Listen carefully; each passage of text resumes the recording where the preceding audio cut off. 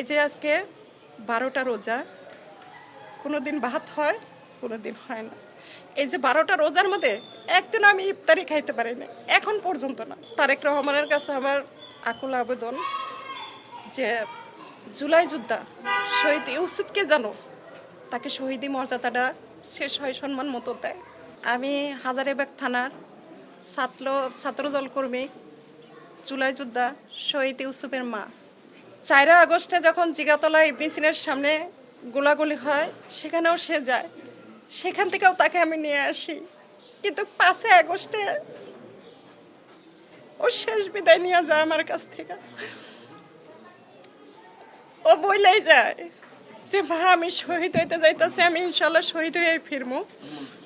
তো আল্লাহ তাআলা না ওর কথাটা খুব শিগগিরই লেখা ফেলাইছিল, কারণ ও নিষ্পাপ ছিল। আমি কিন্তু একজন অসুস্থ, আমার ডান পাশের বুকে টিউমার আছে, আমার কিডনিতে একবার আমার ইউসুফ থাকা সত্ত্বে পানি আসছিল, এখন আবার সেই সমস্যাটা আবারও দেখা দিছে। আমি ভীষণই অসুস্থ। ইউসুফের বাবা, ইউসুফ শহীদ হওয়ার পরে উনি 2বার স্ট্রোক করছে। উনি পাও রিক্সা চালায় হয়তো 200-300 টাকা তার অর্থ, সেইটা দিয়ে আমার সংসারটা কোনো রকম চলে। আমার শেষ সম্বল জমানো কিছু অর্থ ছিল, সেটা আমি শেষ করে দিচ্ছি। দীর্ঘ এই 18 মাসে শুধু বিভিন্ন মন্ত্রণালয়, বিভিন্ন জায়গায় যাইয়া আমি দৌড়াদৌড়ি করে সেটুকু শেষ করি। যখন আমি না পারতিকে, যখন আর কোনো রাস্তা খুঁজে না পাই, তখন আমার বাবার বাড়ির আত্মীয় স্বজনের কাছ থেকে অর্থ ধার করে আয় না। আমি এই দীর্ঘ 18 মাস বিভিন্ন জায়গায় যাই, কোনো জায়গা বাকি রাখি না। যার হাতে না ধরার তার পায়ে পর্যন্ত ধরি। তো আমি চাই যে আজকের দিনটা, আমি মধু সিটিতে একটা প্রোগ্রাম থাকে, সেখানে আমাকে ডাকায় না, তবু আমি যাই। যাওয়ার পরে সেখানে চ্যানেল অনের একজন সাংবাদিকের সাথে আমার দেখা হয়। উনি একজন একটা করে নিউজ বাই করে আমার, তো ওনার সাথেই আমার এইভাবে কথা হয়। তো উনি আমার নাম্বারটা যে কোনোভাবে নিয়ে আমার নিউজটা প্রচার করার পরে ইলেকশনের পরে আর কি উনি সাংবাদিক সাইরুল কবির ভাইয়ের নাম্বারটা আমাকে দেয়, যে দেখেন আপনার কষ্টগুলো তো আমরা দেখছি। আমি ওনার কাছে সবই পাঠাইছিলাম। তো বলছে সাইরুল কবির ভাইয়ের সাথে যদি আপনি যোগাযোগ করেন, তাহলে হয়তো আপনার সন্তান ন্যায় বিচারও পাইব এবং তার মর্যাদাটাও পাইব সে। আর আপনার হয়তো আপনার পাশে এসে দাঁড়াইব, বিএনপির ফ্যামিলি থেকে এসে আপনার পাশে দাঁড়াইব, সহযোগিতা করব। তো পরে আমি সাইরুল কবির ভাইয়ের সাথে আমি যোগাযোগ করি। উনি আমার সাথে খুব সুন্দর কথাবার্তা বলে, ওনার কারণে আজকে এই পর্যন্ত আমি আসতে পারছি। উনি আমাকে যথেষ্ট পরিমাণ মানে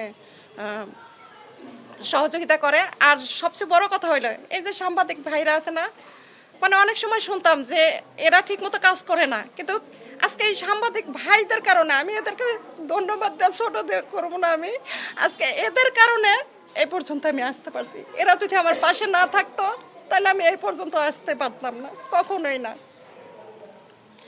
শহীদ ইউসুফের একটা ছোট বোন আছে, 12 বছর বয়স। গত বছর আমি অর্থের জন্য ভর্তি করতে পারি নাই, এই বছরে এখনো ভর্তি করতে পারি নাই।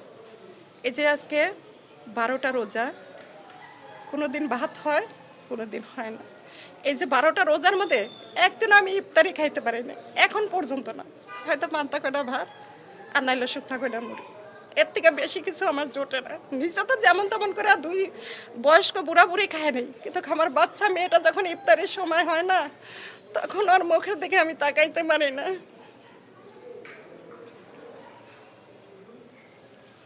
তো এখন বর্তমান সরকার জনাব তারেক রহমানের কাছে আমার আকুল আবেদন যে জুলাই যোদ্ধা শহীদ ইউসুফকে জানো, তাকে শহীদি মর্যাদাটা শেষ হয় সম্মান মতো দেয়। আমি অসুস্থ মা, আমি তাহলে মরেও শান্তি পাবো যে আমি দীর্ঘ 18 মাস যুদ্ধ করছি। আমি তো একটা সন্তান হারা মা, আমার কলিজাতে না এমনি ঘা, থক থাকা গা। তারপরে আমি 18 মাস আমার পাশে কেউ ছিল না। আমার স্বামী বয়স্ক মানুষ, আমি একা একটা মহিলা মানুষ। এই 18 মাস বিভিন্ন থানা, বিভিন্ন কোর্ট কাছারি, এই যে আজকে এই পর্যন্ত আসা, আমার একা যুদ্ধ করা। জুলাই যুদ্ধরা যুদ্ধ করছে ঠিক আছে, শর্ট টাইম, আর আমার যুদ্ধটা দীর্ঘ 18 মাসের যুদ্ধ। দীর্ঘ 18 মাস আমি একজন সন্তান হারা মা হইয়া যুদ্ধ করতে করতে আমি এই পর্যন্ত আসছি। আমি অসুস্থ, আমি ক্লান্ত। তা আমি এখন এটাই বলবো যে ইউসুফের ছোট বোনের দায়িত্ব বর্তমান প্রধানমন্ত্রী জনাব তারেক রহমান যেন মোহনা আক্তার ইকরার দায়িত্ব নেয়। আমার কোনো বসত বাড়ি নাই, আমার কিছু নাই, আমি যেন শেষ বয়সটা আমি সম্মানের সাথে চলতে পারি, সে যেন আমাকে সেই ব্যবস্থাটুকু কইরা দেয়, এবং কি আমার চিকিৎসার দায়িত্ব যেন সে নেয়। কারণ আমার মেয়েটার না, তার একটা মাত্র ভাই ছিল, আমার একটা মাত্র সন্তান ছিল, আমাকে কামাই করে না খাওয়াইতো, অন্তত আমাকে মাটি তো দিত, একমাত্র মাটি তো ওর কাছ থেকে আমি পাইতাম, সেটা থেকেও তো আমি বঞ্চিত হয়েছি।